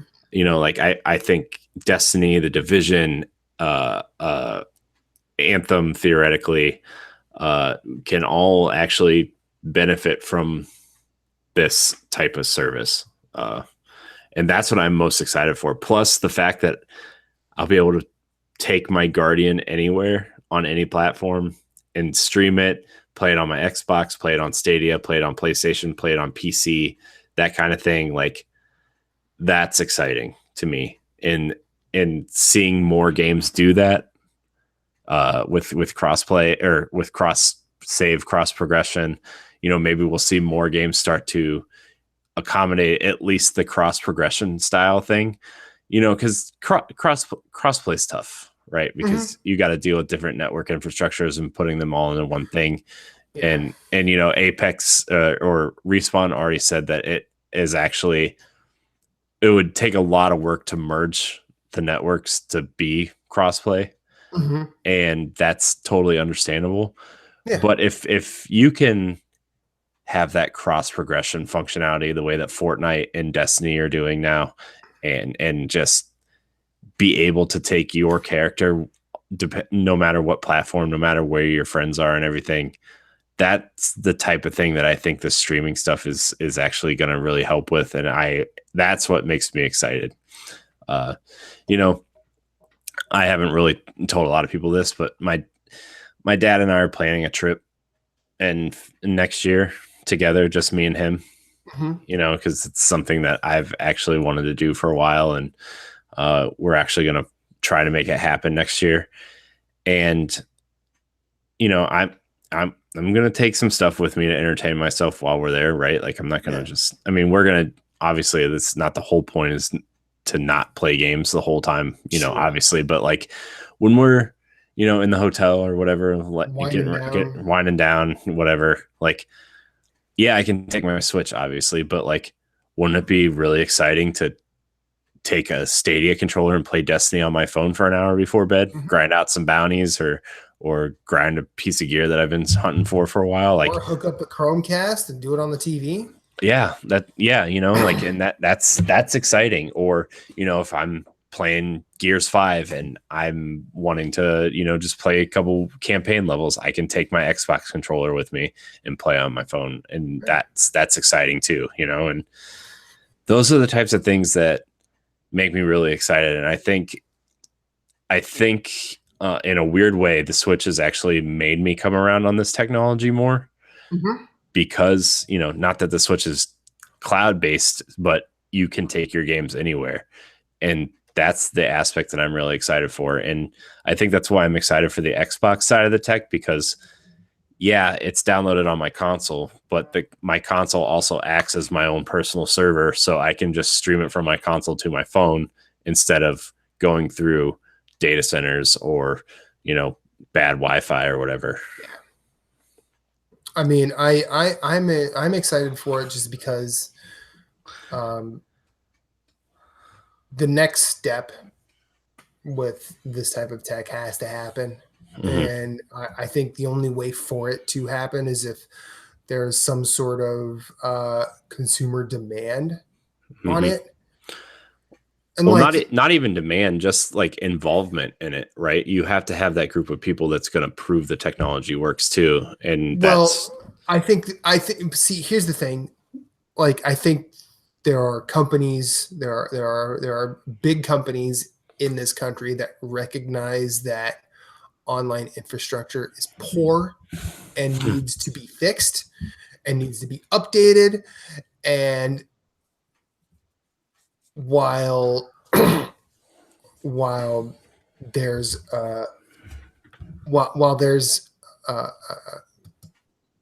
a governmental lobby kind of against that, it won't really happen. But if you can if you can prove, like, anecdotally that it is a thing that needs to be looked at, like, and the only way to really prove that is from a financial aspect. Like, if you can prove there's financial demand for it, then you will supply it. And I think that this is a way to push that forward. I also think that there's and some of my statement might be incorrect.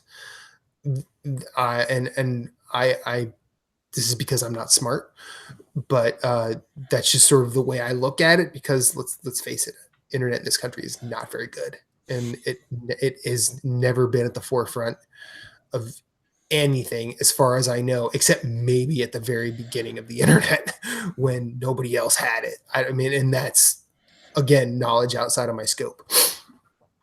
But I think that I'm also, like, interested in new things, new ways to play.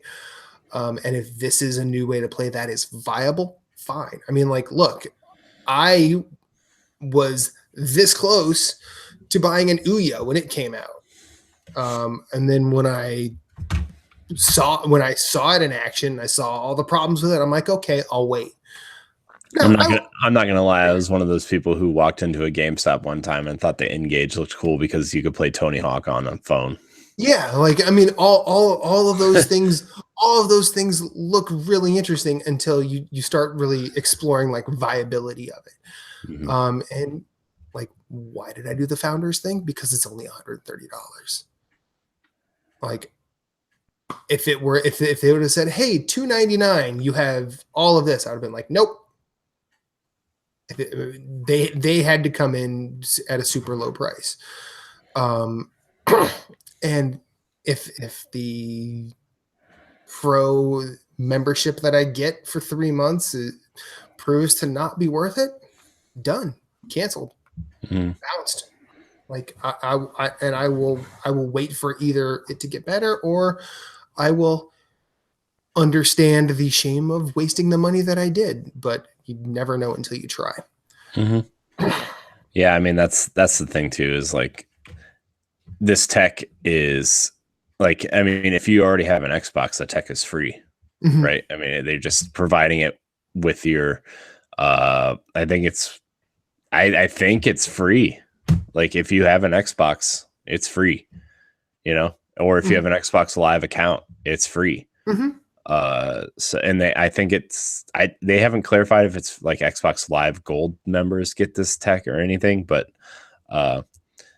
and the Google is relatively cheap too. It's $10 a month. It's $10 to try it out. I'm sure they'll have a free trial. Like I said earlier, any controller works. Like it's just, this tech is fascinating because it's going to get more people in the door who can't afford a console at launch.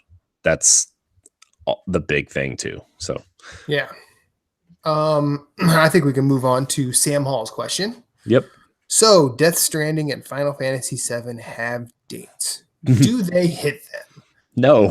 I actually think Death Stranding will. I think Death Stranding will hit its date. I also think that there will probably be a multi-gigabyte patch day one. And I also think that it might not work the greatest. I think you know what? No, that's probably wrong. It'll probably hit its date and it'll probably work fine. It'll have the day one patch because everything has a day one patch. True. I don't know what Final Fantasy VII's release date is. It's March 20th, I think, is what they said. 2020. Let me reconfirm that because I'm not. Here's the thing. I think they put that date out there to get people to stop talking. That and to be inside of the fiscal year. Yeah. So they're going to do everything they can to hit that date. Let's see. Avengers is May 15th, which didn't really blow me away, to be honest with you, but that's just me. I just was watching some of it. It's March 3rd, 2020. It's Final Fantasy. I have a feeling that they could also miss that date. Yeah. But it is episodic, so it's not like they have to rebuild everything from Final Fantasy VII. Yeah, it doesn't. They said it wasn't episodic. Oh, they've walked that back now? Yeah.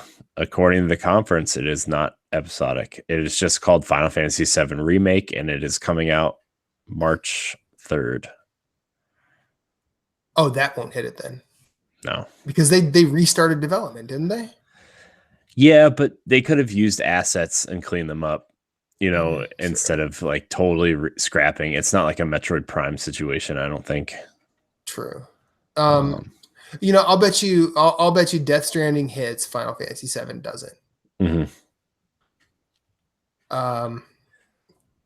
And if I'm wrong, whatever. Last question for the night. Amanda Davidson. What's been the highlight so far for you guys?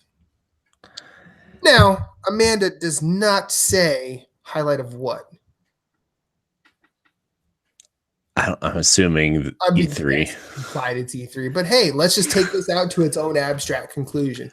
I don't know how much. I don't know how much this. I had really good chili for dinner. Did you? Yeah, my partner made really good chili, and that's been my highlight. No, I mean, this might speak to how low E3 is this year, but the Destiny cross save stuff is a pretty big deal for me. Well, yeah. But see, that's because you have a Destiny problem in the way that Moose has a Bloodborne problem. That's fair, but also to be fair, Destiny content keeps changing. The Bloodborne content has been the same for 4 years. True, very true. Again, but also like Google Stadia is saying, no, it's okay for you to have your problem. You can play it anywhere. Yeah. They're enhancing my problem. Yeah. They're just creating more access for it. I think the highlight for me game wise is definitely Doom. Yeah. But also like I think that it speaks to this just has not been it's not been a very bombastic E3. It's the calm before next year's storm. Yeah, I think next year is going to be, well, if E3 happens, because there are rumors that it's not happening next year. There are already rumors circulating. Yeah, but game wise, it's definitely Doom. Presenter wise, it's definitely Ikumi Nakamura.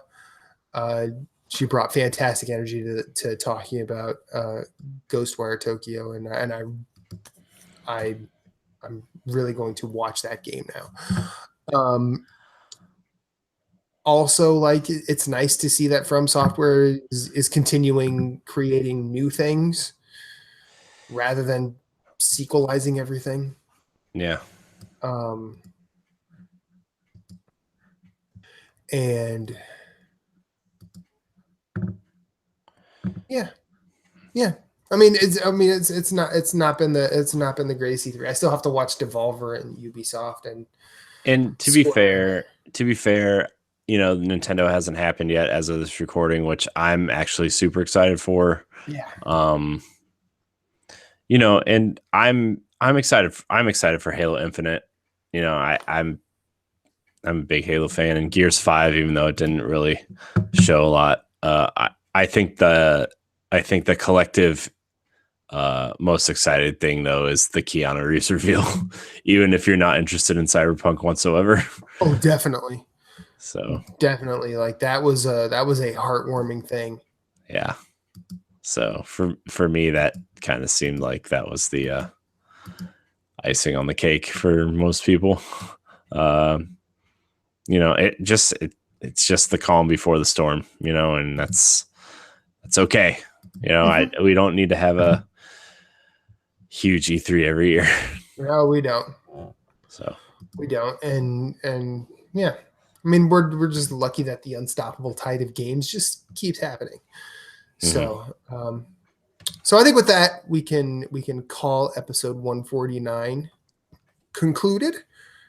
149, man. Yeah. If you would like to have your question answered, all you have to do is email us at nerdsgonerogue.com or nerdsgonerogue@gmail.com. Visit our website, nerdsgonerogue.com. That's where you'll find everything we do. That's this show, the NX show, Nerds Gone Platinum, NGR Radio B-Sides. This show happens every Monday on YouTube, youtube.com/nerdsgonerogue. It goes live in an edited form the next week on podcast services all over the world, as well as Spotify and iHeartRadio. My name is Matthew Keel. You can find me at... You forgot one important thing, Matt. What would I forget? We're on Twitch now. Oh, shit. Too many things to remember. We are on Twitch, twitch.tv/nerdsgonerogue. Some of you are watching us on there right now, I'm assuming. I know I was. Someone is. I had it open. I said, "What's up?" Actually, you said sup. Whatever.